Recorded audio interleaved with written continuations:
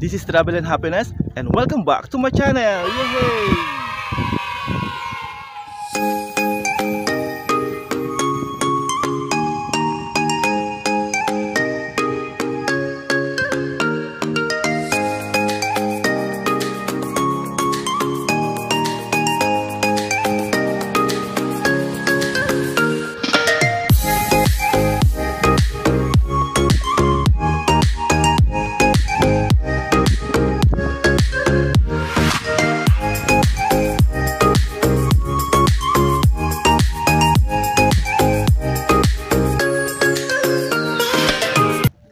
For today's video guys, nandito tayo ngayon sa tabi ng dagat. Mainit ngayon guys. Ang ganda ng lugar guys. Presko yung hangin. Napakasarap ng hangin dito sa tabing dagat. Napasyal tayo ngayon dito guys kasi gusto ko rin ditong puntahan at pasyalan at ipakita sa inyo dito yung yung tanawin dito, napakaganda guys. Ito yung lugar dito sa Rituba, yung Tagdalungon, no? Ito yung Tagdalungon.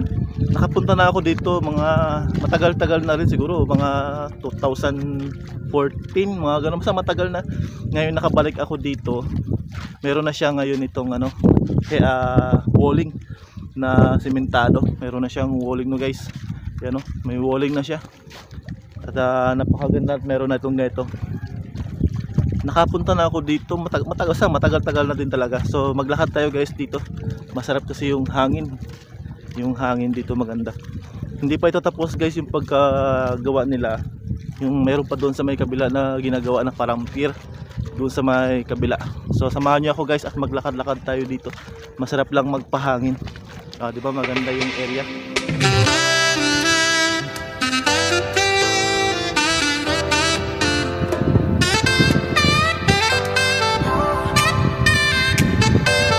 Masarap guys yung hangin. Masarap. Ang daming mga bahay doon sa may kabila.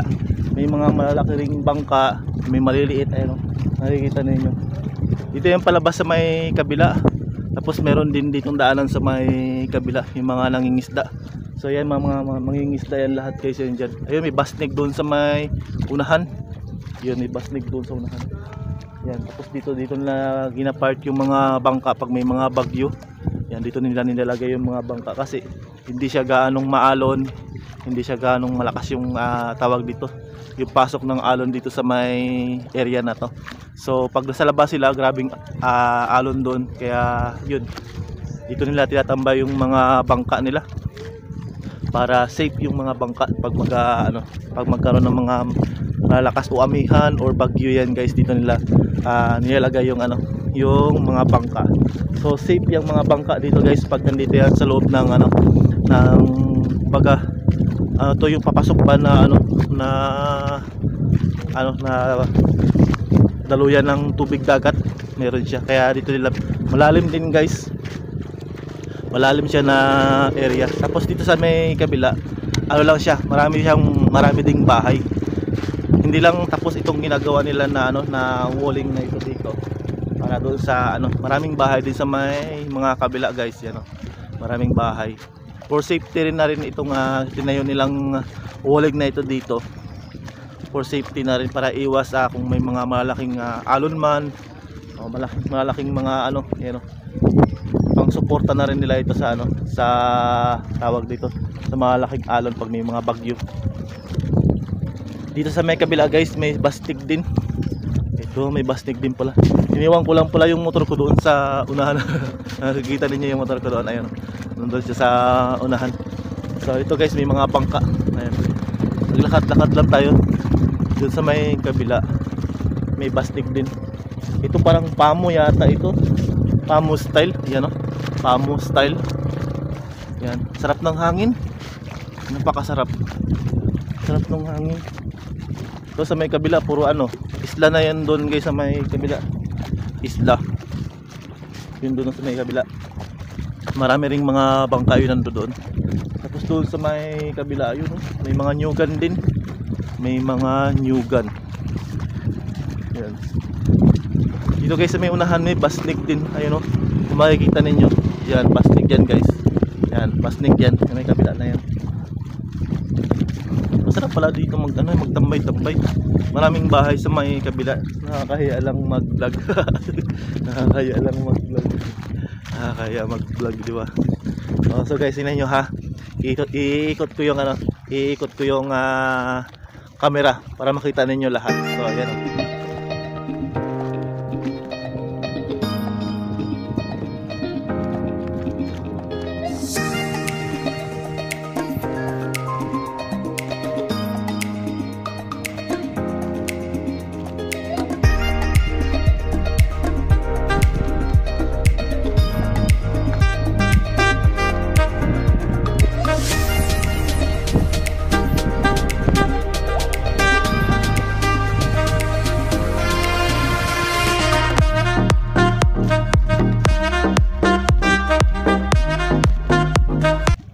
Yan na, naikot ko na kayo. Nakalanghap na ba kayo ng hangin? Nakalanghap na ba kayo ng hangin ha? Basta sa akin, press na press yung guys, yung hangin. Napakasarap dito sa may Nagdalungon. Sarap yung hangin, press na press, di ba? Yan, sarap ng hangin. Napaka dito guys, sa may kabila, may mga isla na rin yan dyan sa may kabila. Yan dyan sa may kabila na yan. Tapos yung pinakadulo doon sa may Balapak. Balapak na yan doon sa may dulo. Malayo-layo na yun doon. Iwan lang natin saglit yung motor doon sa unahan.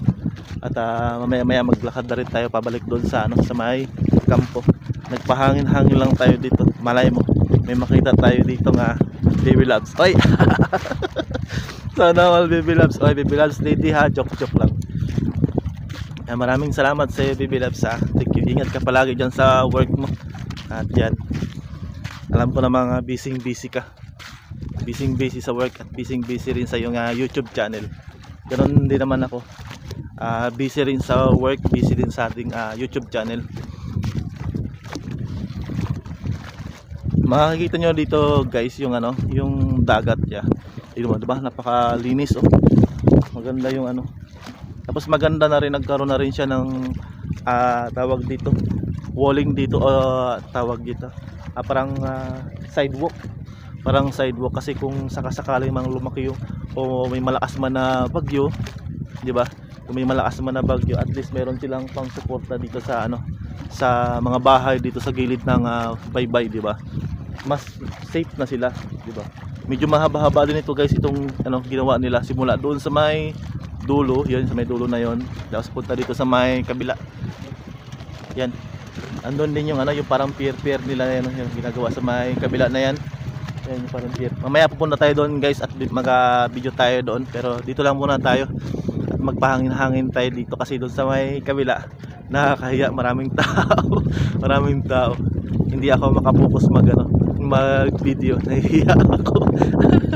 Baka sabihin nila kung may nagatawa doon, may tao doon na nagatawa ng tawa. Ayun guys, may parating na na bangka. May parating na bangka dito sa may kabila. Ayun. Puti na yan. Parating. Galing siguro na cloud dyan. So may mga bahay din guys doon sa may kabila. Ayun. Makikita ninyo maraming bahay din doon sa may kabila. Yan siya ha, tabing Katunggan na yan dyan. Tapos sa may kabila niya may mga nyugan din. May mga nyugan ayun. Tapos may mga bahay din doon. Maganda yung bahay na yun sa may kabila oh. Maganda. Siguro nakatungtong lang siya sa sa lupa, tapos may sa buhangin, tapos may sementado lang yung niya, yung pundasyon ng bahay niya. Maganda yun, di ba? Nakaahon lang siya sa sa tubig. Tapos hanggang doon sa paglaki ng tubig. Naka-level lang siya doon So yun, may mga bahay na doon. Puro pinturado pa guys, ang ganda. Di ba? Tapos doon sa may kabila, ayun puro nyugan talaga. Makikita ninyo, puro nyugan. Malayo na kasi hindi ko ma-zoom sa inyo. Yan, sa may kabila. Hanggang doon paikot yan, may mga nyug pa rin siya. Tapos bakawanan. Tapos karamihan mga bangka na yan dyan sa may gilid. Yan yung Basnig. Doon siguro yun, dito yung daan yan papalabas. Papunta doon kasi yun na yung labasan yun. Tapos may white sand. Wow, ang ganda ng white sand doon sa dulo guys. Maganda yung white sand doon sa may dulo. maganda yung white sand, di ba? Iwan muna natin yung motor doon guys at maglakad-lakad pa tayo dito sa unahan. Ang sarap sa pakiramdam yung ano, yung mahangin tapos naririnig mo yung ano, yung ganyan yung tunog, oh. Yan, yung plok dog yung ano ng alon ng dagat, yung sampal ng alon ng dagat sa semento dito sa may gilid. Kung makikita ninyo, ayan, oh. Di ba? Ang sarap sa pakiramdam, mahangin, presko yung hangin, tapos maririnig mo lang yung ano, yung ano ng alon sa dagat, yung pagpalo-palo niya doon sa may sementado. O, di ba? Ang sarap pakinggan. Tapos ang sarap siguro matulog, di ba? Tapos may naggawa din sila ng ano, guys. Di ba siyempre ano to, retaining wall siya. Mataas yung ano niya, walling. Naggawa sila ng hagdanan pababa. Ayan, oh. Naggawa sila ng hagdanan pababa papunta doon sa may bangka. Yan.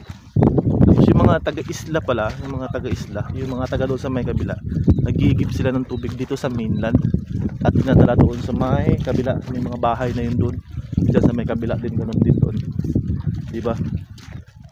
May kaibigan tayo dito sa may kabila, si Ruben. Hindi ko alam kung nandito yun siya, pero nag-asawa na kasi yun. Katrabaho ko rin yun, guys, na yun, maagang nag-asawa. At hindi ko alam kung sana siya ngayon. So dito, ito pala yung ginagawa natin ng ng kasamahan ko rin sa trabaho, si Carlo na Dobria, naalala ko. Dito siya dati nagtatrabaho, pero naglipat na siya, nag-resign. Tawag doon, nag-alis na siya sa trabaho, naglipat kasi medyo malayo sa pamilya, kaya yun. At ito, nag-resign na siya. Yung bako niya, ayun, yung dati niyang bako na tinatrabahuhan sa may kabila, yun, yung bako na yun, yun yung sinasampahan niya. Kung makikita niya yung kulay orange na yan, yan, yung kulay orange na yan, bako yan. Diyan nagtatrabaho dati siya, yan yung ino-operate ni Carlo na Dobria.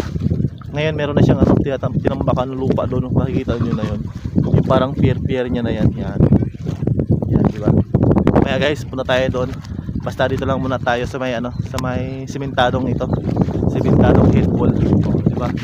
Sa sementadong head wall. Masarap kasi dito magpahangin-hangin talaga, guys. Sarap sa sa pakiramdam, fresh na fresh. Yung kala mo lahat ng pagod, lahat ng iniisip mo na problema, pag nandito ka, marirefresh sa sobrang lamig. Yung lamig ng hangin, kahit mainit siya, kahit mainit, pero ang hangin ang lamig, ganon. Marami kang maiisip, kumbaga maiiwan mo muna yung mga problema mong mabibigat. Basta na-refresh yung utak mo, yun, parang na-refresh yung utak mo dahil doon sa mabango yung hangin at malamig yung hangin, preskong presko. Yung masarap kang maglakad kahit wala kang kakwentuhan, ganun. Masarap maglakad, diba? So yun guys, may bangka na nag-alis, yun, maliit. Makikita niyo yan.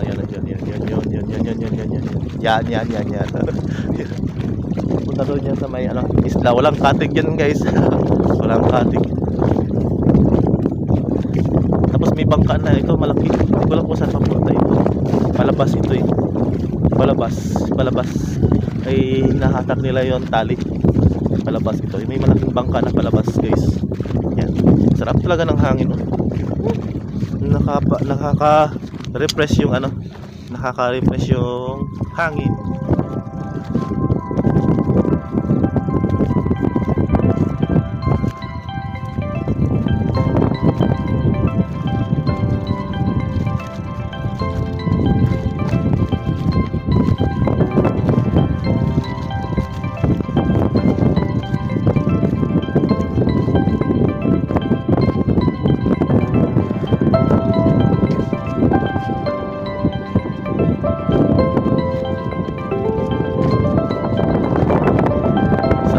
Hangin. Parang gusto ko nang magtambay dito maghapon. Gusto ko nang magtambay dito maghapon. Sarap ng hangin, guys.